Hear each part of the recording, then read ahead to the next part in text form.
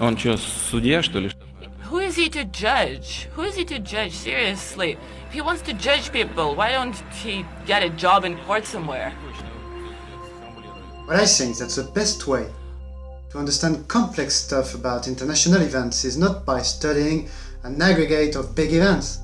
No, no, no. The Senate. No, no, no. In my opinion, the best path to properly understand, but also remember things, because I want you to remember, I definitely want you to remember. I'm going at the end of the course to put a blackboard with the key elements I want you to remember. So, in my opinion, the best path to properly understand things and remember them is to take specific places or specific elements and to try to understand why things happening there are actually happening there. And thanks to those precise elements, we are going to build step by step a comprehensive view of what the French specialist in international relations, Pierre Asner, once called la vengeresse complexité du monde, the avenging complexity of the world. Welcome to our new channel, Qualities.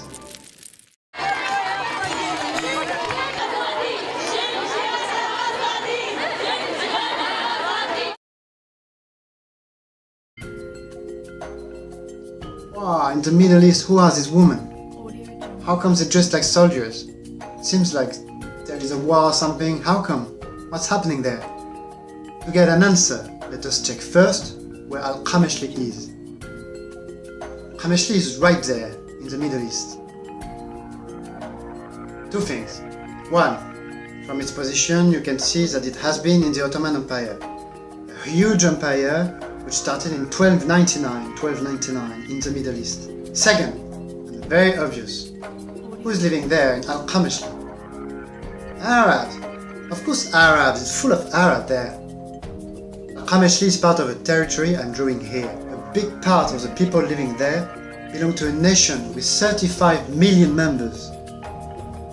It is one of the most important nations which doesn't have a state. It's called Kurdistan. And as you can guess, it's full of Kurdish. Of course Kurdish, it's full of Kurdish there.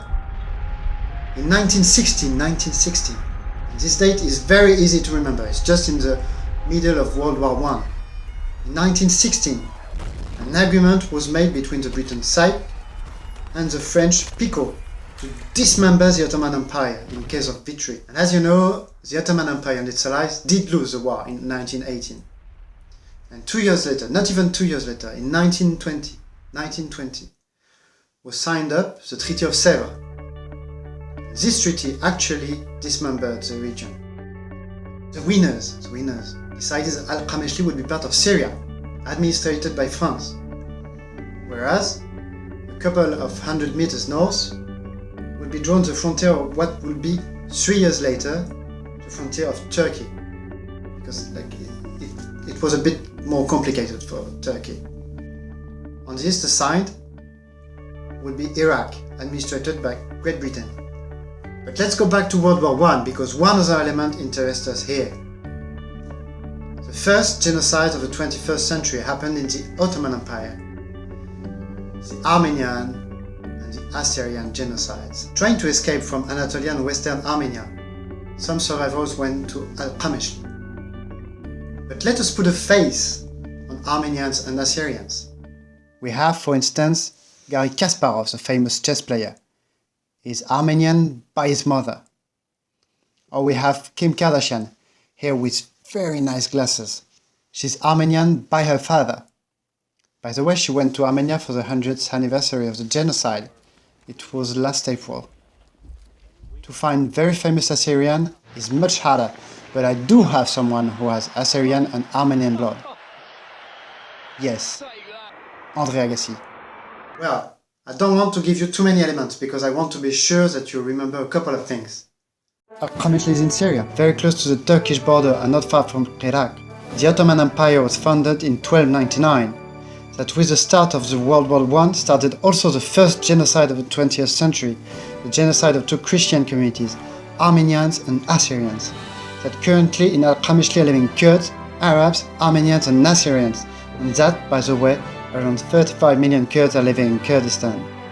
I also want you to remember the Sykes-Picot agreements took place in the middle of World War I in 1916, that Syria and Iraq modern borders are mainly defined in 1920 by the Treaty of Sèvres, whereas the establishment of the modern Republic of Turkey took place in 1923. Thank you for watching Politis, et à bientôt!